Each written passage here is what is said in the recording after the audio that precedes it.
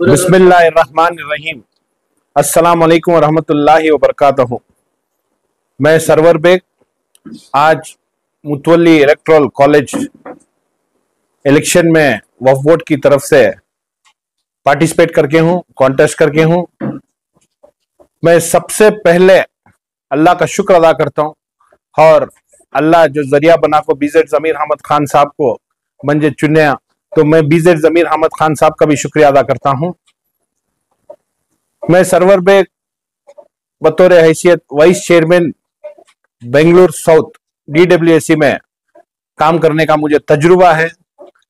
और vice chairman जब मैं था तो पहले भी मैं वीडियोस में बताता हूं कि मैं ज्यादातर प्रॉपर्टीज के खाते, प्रॉपर्टीज का डॉक्यूमेंटेशन सही करने में मैं अपना वक्त वक्फ बोर्ड में और हमारी DWSC ऑफिस में दे रहा था। उस वक्त बहुत से ऐसे खाते थे जो पेंडिंग थे, जैसे मिसालन हमारे मैसूर रोड कब्रिस्तान का खाता पेंडिंग था। जब बीजेड जमीर अहमद खान साहब मिनिस्टर बने तो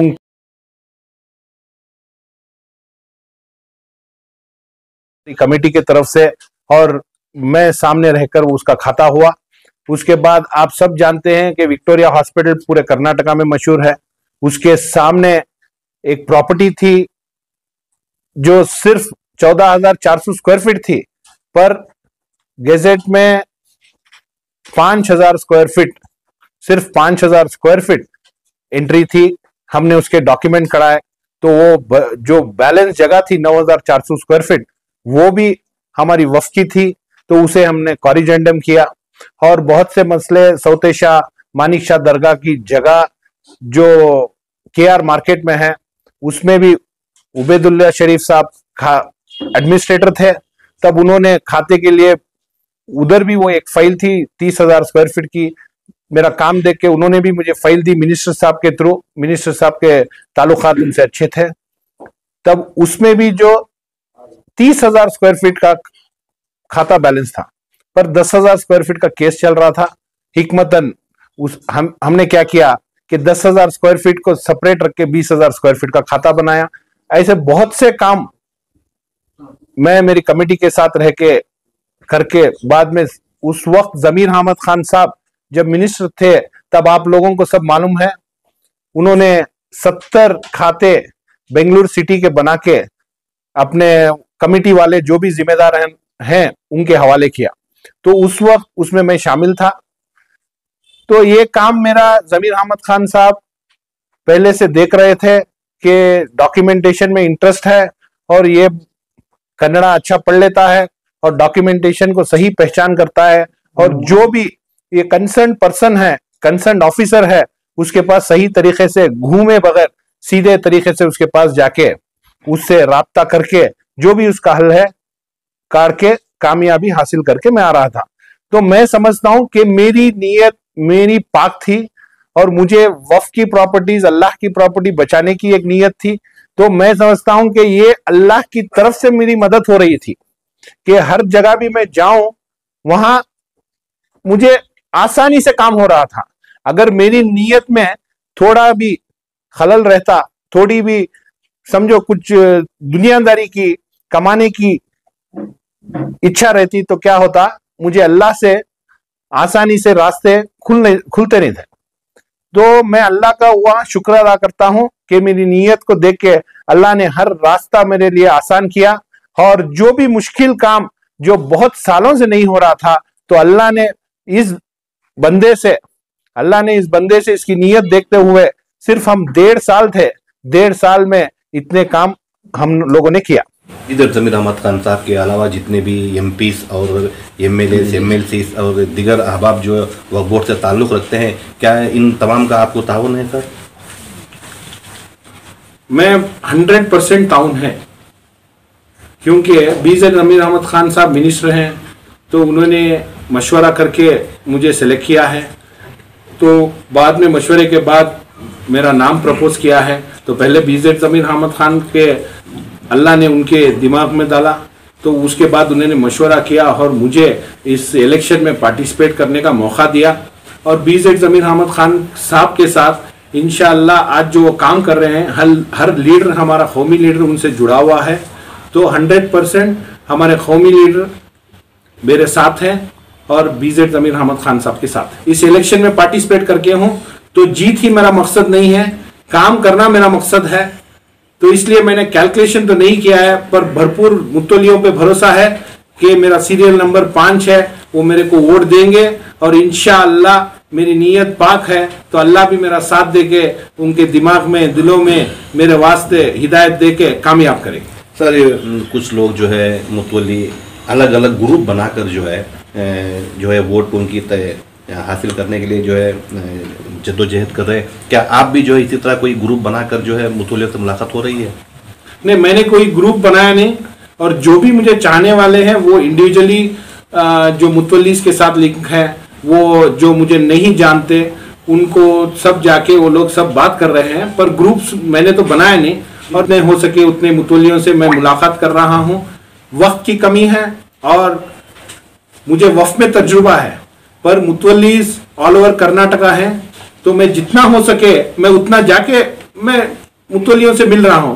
अगर एक दो मुतवल्ली या मैं नहीं भी मिला तो मैं थ्रू व्हाट्सएप और थ्रू मीडिया, थ्रू जो भी है अपनी बात पहुंचा रहा हूं। मुझे उनसे 1 to 1 बात करने से ज्यादा मुझे क्या है, मेरी बात मैं क्या करता था और क्या करना चाहता हूं ये बात उन तक पहुंचे।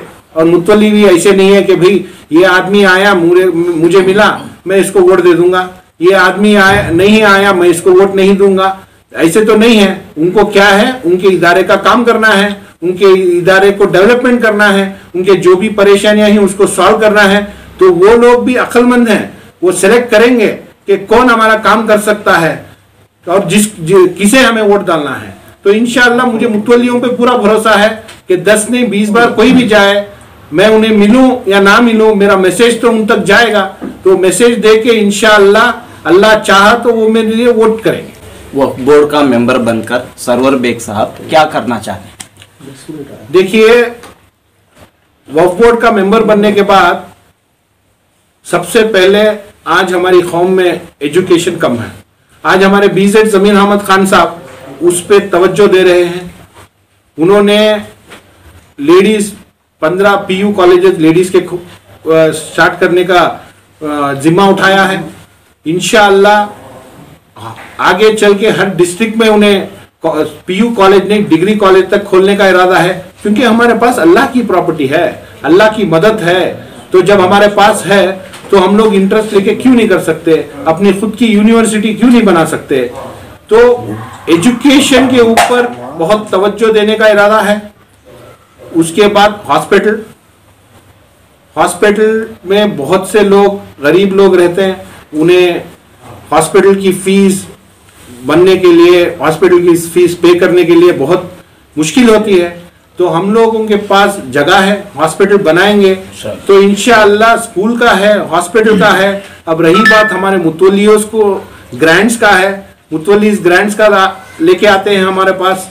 मैंने देखा है, जब वाइस चेयरमैन था तब भी मैंने देखा है, अब मिनिस्टर साहब के साथ बीजेड ज़मीर अहमद खान साहब के साथ रह के भी देखा है कि भाई एस्टीमेट बना के लाते हैं रिनोवेशन के लिए 25 लाख का रहता है, पर फंड की कमी की वजह से हम लोग उन्हें 5 लाख 10 लाख देते हैं। इस पे ज़मीर साहब भी गौर फिक्र कर रहे हैं। वो क्या बोलते हैं कि 25 लाख जब एस्टिमेशन है, 25 लाख का काम है, तो हमने ग्रांट्स दे दिया 5-10 लाख दे दिया, तो भाई बैलेंस जो अमाउंट है वो क्या करेंगे।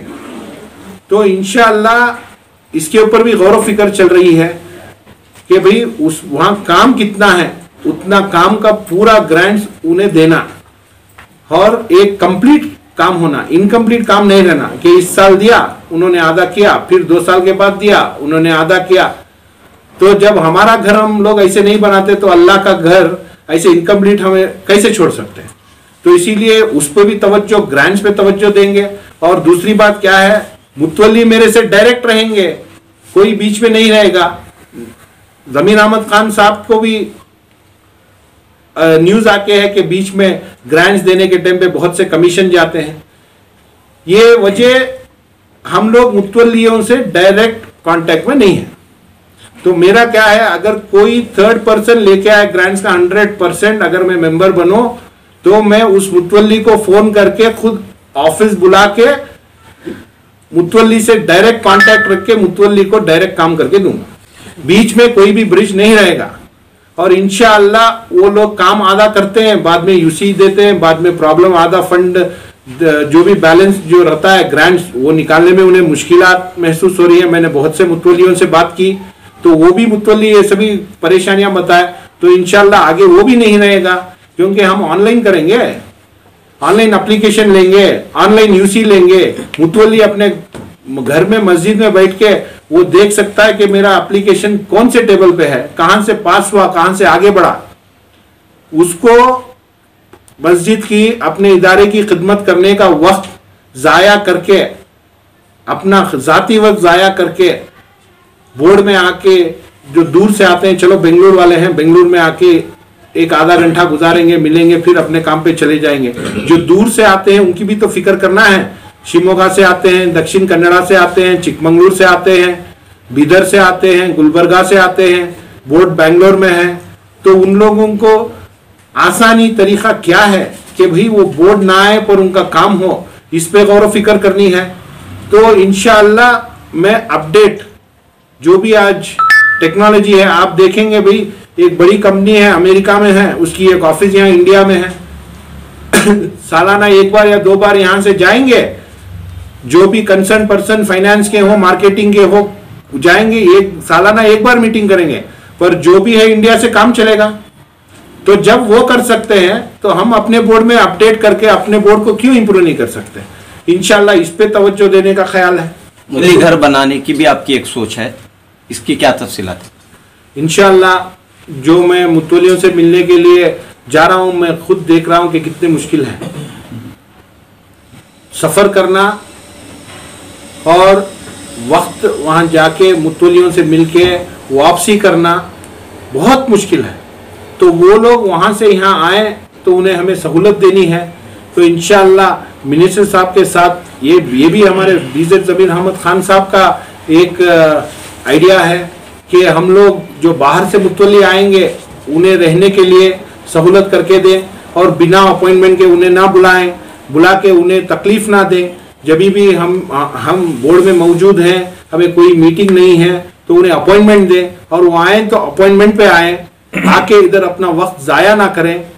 ये वक्त वो बचाएं तो अपनी ज़ाती ज़िंदगी, अपने इदारे में डेवलपमेंट कर सकते हैं। तो इंशाअल्लाह ये वजह से मैं ज़मीर अहमद खान साहब हम सब बैठ के इस पे फिक्र करके ये काम करने की इच्छा रख। तो मैं क्या समझता हूँ, एक करप्शन की जो बातें आती हैं ये वक्त में काम नहीं होने की वजह से आती है। वक्त पे अगर काम हो जाए तो इस तरीके की बात नहीं आएगी, और अगर मुतवल्ली से डायरेक्ट कांटेक्ट रहे, बीच में कोई थर्ड पर्सन ना रहे, तो ये बात नहीं आएगी। तो सुनने में आ रहा है कि कुछ लोग जो है मुतवल्लियों को तोहफे के तौर के ऊपर नकद रकम देकर जो है वोट हासिल करने की कोशिश कर रहे हैं। क्या ये आपके साथ भी इस तरह हो रहा है सर? देखिए, मैं तोहफा देके या नकद देके हरगिज वोट नहीं मांगूंगा, क्योंकि जब मैं इतनी बात कर रहा हूँ तो उस पर अमल भी करना है। तो अगर तोहफा देके, पैसा देके मुझे वोट है तो मुझे वैसी जीत नहीं चाहिए। तो इंशाअल्लाह 10 काम जो मैं बोर्ड में रह के कर सकता हूँ और 1 महीने में कर सकता हूँ, चलो एक काम मैं साल में करने के लिए रेडी हूँ। और मैं समझता हूँ कोई मुतवल्ली तोहफा भी नहीं लेगा और पैसे भी नहीं लेगा। क्यों? अल्लाह ने उन्हें उतना बड़ा मर्तबा दिया है, तो आगे चल के अल्लाह को भी तो जवाब देना है। तो ये कितना दे देंगे और ये कितना ले लेंगे, अपना ज़मीर को भी तो जवाब देना है। तो मैं समझता हूँ हमारे मुतवल्ली जितने भी मैं मिला, मैंने बहुत लोगों से बात की, तो ये जो चीज़ जो चल रही है कि तोहफा लेना, नकद लेना, मेरे हिसाब से 100% गलत है। मुझे मुतवल्लियों पे पूरा यकीन है। अगर ऐसे है, अब तक तो मेरे सामने नहीं आया, आगे भी आए तो मैं इंशाअल्लाह हार पसंद करता हूँ। मुझे ऐसी जीत नहीं चाहिए। और मैं एक अपील भी करना चाहता हूं कि मेरा सीरियल नंबर 5 है। आप लोग सब 19 तारीख को इंशाअल्लाह दुआ करके ये जो मेरा भाई छोटा है या मैं किसी से बड़ा हूं, मेरे बुजुर्ग, मेरे छोटे भाई जो भी मुतवल्लिया हैं, वो लोग दुआ करके इंशाअल्लाह जैसे ये बात कर रहा है इसी तरीके से एक काम करें, क्योंकि मुझे फिर आगे आप सबके सामने आना है। ऐसे नहीं कि मैं बात किया, जीत गया और चलो भी फिर वापस आया ही नहीं। फिर मैं आप सबके सामने आना है, यही इज्जत और यही भरोसा मुझे रखना है। तो इंशाअल्लाह आप अल्लाह से दुआ करके 5 नंबर मेरा सीरियल नंबर है, मुझे वोट करके कामयाब बनाइए। इंशाअल्लाह इज्जत और भरोसा हमेशा जमीर अहमद खान साहब का और मेरे मुतवल्लियों का हमेशा बरकरार रखूंगा।